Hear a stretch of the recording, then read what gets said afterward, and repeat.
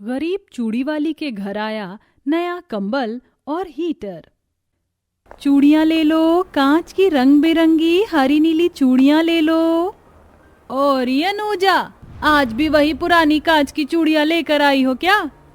मालकिन, इस बार की चूड़ियाँ बहुत ही मजबूत, टिकाऊ, सुंदर हैं। आपके गोरे गोरे हाथों में तो बहुत ही सुंदर लगेंगी ये चूड़ियाँ।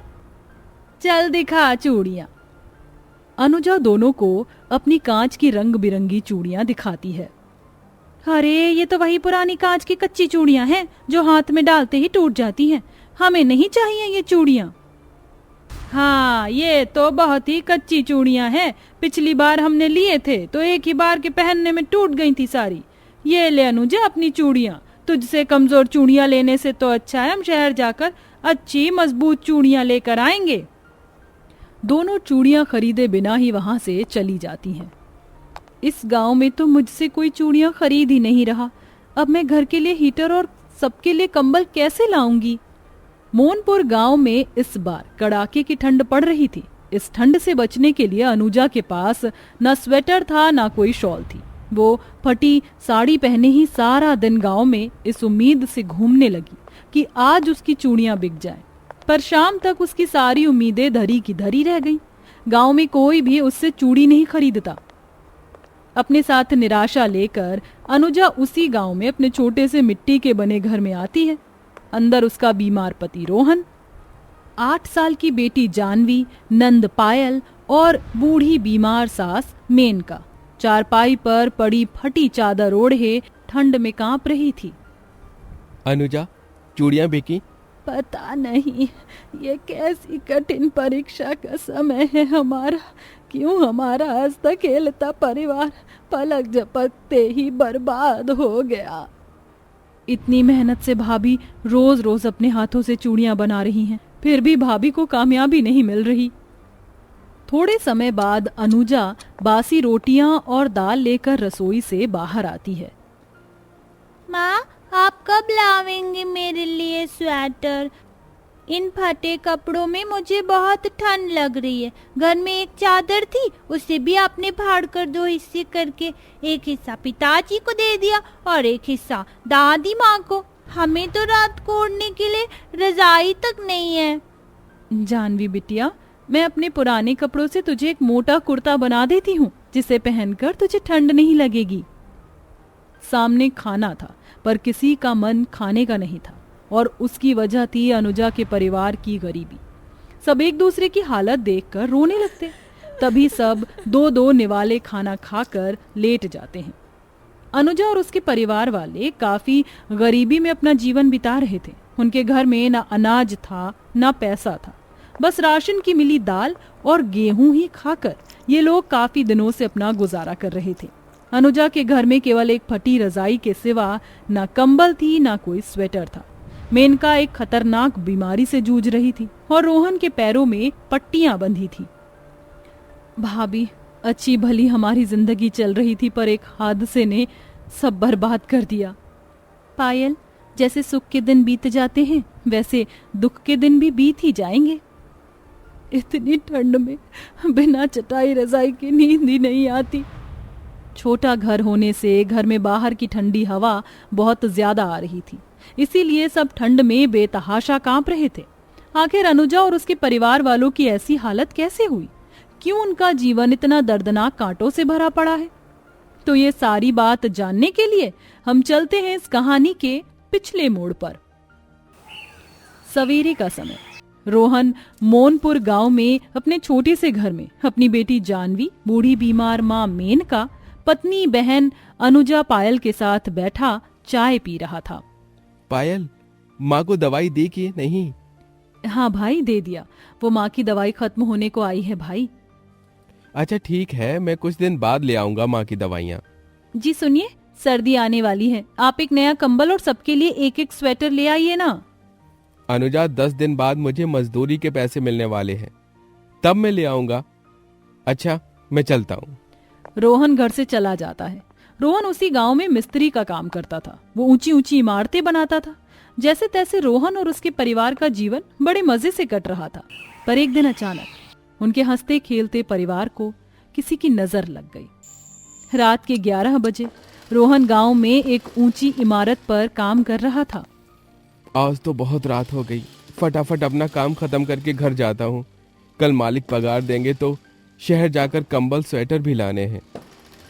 रोहन जिस पालक पर खड़ा था, अचानक उस पालक का एक पहिया टूट जाता है और रोहन 10 मंजिला इमारत से नीचे गिर जाता है। इस हादसे में रोहन के दोनों पैर जीवन भर के लिए बेजान हो जाते हैं और वो अपनी मां की तरह घर में चारपाई का सहारा बनकर रह गया। कुछ दिन बाद रात में, जी घर का सारा राशन खत्म हो चुका है, अब क्या करें? पास में तो एक पैसा नहीं है, अब कैसे होगा हमारा गुजारा? इस हादसे ने तो मुझे जीवन भर के लिए अपाहिज बनाकर रख दिया। माँ जी, मेरे मायके में चूड़ी बनाने की एक मशीन है। बचपन में मैं माँ के साथ चूड़ियां बनाकर बेचती थी। मैं वो मशीन लेकर आती हूँ और यहाँ अपने हाथों से कांच की चूड़ियां बनाकर बेचती हूँ। हमारी कुछ आमदनी तो होगी उससे। अगले दिन अनुजा अपने मायके जाती है और अपनी माँ से चूड़ियों बनाने की मशीन लेकर आती है और तभी पायल, अनुजा और जानवी तीनों मिलकर गांव में कांच की बोतलें, कांच की वस्तुएं जमा कर करके घर ले आते हैं। रात का समय। अब मैं इन सारे कांच को पीस लेती हूँ, फिर गर्म करके इनसे मशीन में चूड़ियां बनाती हूँ। अनुजा फटाफट मशीन से अपने हाथों से कांच की कई सारी चूड़ियां बना लेती है और अगले दिन उन चूड़ियों को लेकर गांव में बेचने जाती है। कुछ दिन ऐसे ही बीत जाते हैं। रोज रोज चूड़ियां बेचकर 150 रुपए की कमाई से अनुजा अपने परिवार का गुजारा चलाने लगी। सर्दियों का मौसम आ चुका था। इन दिनों कड़ाके की ठंड पड़ रही थी। अब घर में केवल एक रजाई थी और ओढ़ने वाले 5 लोग थे। भाभी, इस बार ठंड कुछ ज्यादा ही है। हम इस रजाई के 2 टुकड़े करके माँ और भाई को एक एक टुकड़ा ओढ़ने के लिए दे देते हैं, क्योंकि माँ और भाई दोनों ही बीमार हैं। इन्हें ठंड से बचाना बहुत जरूरी है। अनुजा और उसके परिवार वालों को इस कड़ाके की ठंड में काफी मुश्किलों का सामना करना पड़ रहा था। कुछ दिन बाद अचानक गांव में अनुजा की चूड़ियां बिकना बंद हो चुकी थी।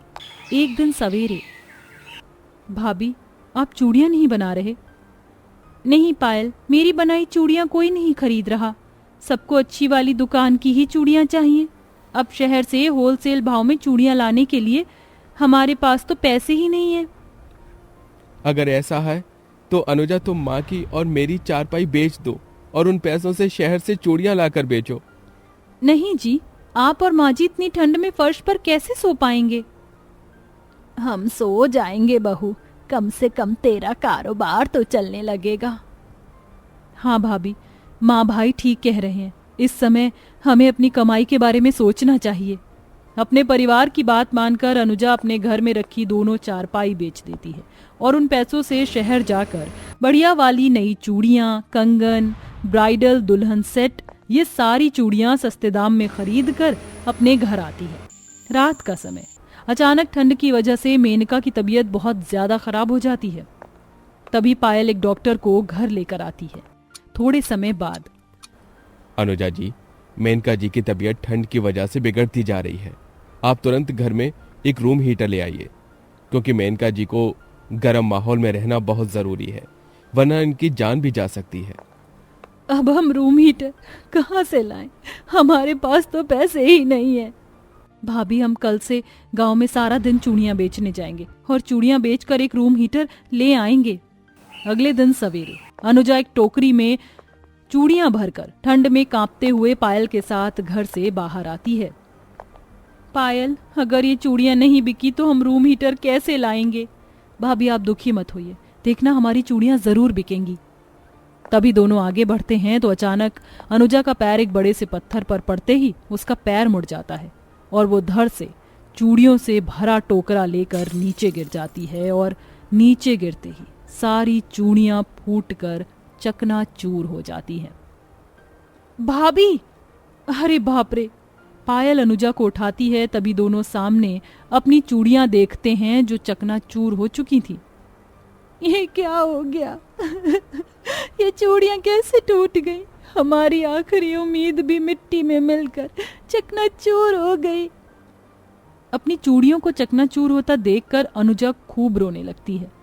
भाभी, आप रोइए मत, अब होने को कौन टाल सकता है? कितनी मेहनत से पाई पाई जमा करके मैंने ये चूड़ियां लाई थी। अब कैसे होगा हमारा गुजारा? कैसे हम माँ जी के लिए हीटर कंबल लाएंगे? अपनी किस्मत पर अनुजा खूब रोने लगती है। तभी पायल उसे लेकर घर की ओर आने लगती है। तभी अचानक पायल की नजर सामने जमीन पर पड़ी एक सोने की चेन पर पड़ती है। सोने की चेन? पायल उस चेन को उठाती है। भाभी ये देखिए, ये तो सोने की चेन है। अरे हाँ, ये तो सच में सोने की चेन है। ये तो काफी कीमती दिखाई देती है। इसका मतलब अब हम हीटर कंबल और कई सारी चूड़ियां ला सकते हैं। हमारा इतना सा नुकसान हुआ और बदले में हमें ये सोने की चेन मिल गई। तभी पायल अनुजा उस चेन को लेकर शहर आते हैं और एक ज्वेलरी शॉप पर उस सोने की चेन को बेचते हैं जो 60,000 रुपए की बिकी थी। भाभी कितने सारे पैसे आ गए हमारे पास। चलिए हम इन पैसों से एक महंगा रूम हीटर और कुछ नए कंबल स्वेटर खरीदते हैं और साथ में कई सारी चूड़ियां, मेकअप सामान, ज्वेलरी भी खरीदते हैं। दोनों वही शहर में शॉपिंग करने लगते हैं। इधर मेनका, रोहन, जानवी अपने छोटे से घर में ठंड में कांप रहे थे। बाप रे, ये ठंड कितनी पड़ रही है। जानवी बिटिया, जरा बाटली में आग जला देना। ये ठंड तो जान ही लेकर रहेगी मेरी। दादी माँ, आपसे ज्यादा ठंड तो मुझे लग रही है। माँ, आप मेरा भी कंबल ओढ़ लीजिए, आपको ठंड कम लगेगी। शाम का समय। तभी अनुजा, पायल एक महंगा रूम हीटर और कई सारे सामान लेकर अपने घर आते हैं। माँ, ये इतना सारा सामान? तभी पायल, अनुजा सबको सारी बात विस्तार से बताते हैं। क्या माँ, आप हीटर लेकर आए हो? इसका मतलब अब हमें ठंड नहीं लगेगी। अब हमारा घर भी गर्म हो जाएगा। जानवी और सबकी खुशियों का ठिकाना ना रहा। तभी अनुजा हीटर निकालकर घर के टेबल पर रखती है और उसे ऑन कर देती है तो कुछ ही मिनटों में सारा घर गर्म हो जाता है। अरे हटाओ ये रजाई मेरे ऊपर से, मुझे बहुत गर्मी लग रही है। माँ, ये तो सच में बड़े कमाल का हीटर है। इसकी वजह से तो जरा भी ठंड नहीं लग रही। रोहन जी, माँ जी, हम साथ में सबके लिए नए कंबल, नए स्वेटर और बहुत सारा मेकअप सामान, चूड़ियाँ, ये सब बेचने के लिए लाए हैं। अब मैं घर में ही अपनी दुकान लगाकर चूड़ियाँ, मेकअप का सामान बेचूंगी। तभी पायल, जानवी, अनुजा तीनों अपने घर में सारा सामान जमा देते हैं। रात का समय, सब अपने अपने नए कंबल ओढ़कर मजे से लेट जाते हैं। आपका बहुत बहुत धन्यवाद भगवान जी। आज हम गरीबों को ठंड से बचने के लिए महंगे कंबल, स्वेटर, हीटर सब मिल गया। माँ, सालों बाद इन कंबल की वजह से आएगी हमें अब मजे की अच्छी नींद। सब कंबल ओढ़े मजे से सो जाते हैं। उसके बाद अगले दिन से अनुजा के पास कई सारी महिलाएं चूड़ियां खरीदने आती हैं और धीरे धीरे उसका कारोबार खूब चलने लगता है। अचानक अपने जीवन में इतने बदलाव देखकर अनुजा और उसके परिवार वाले बड़े खुश हो जाते हैं और वो इस ठंड में मजे से अपना जीवन बिताने लगते हैं।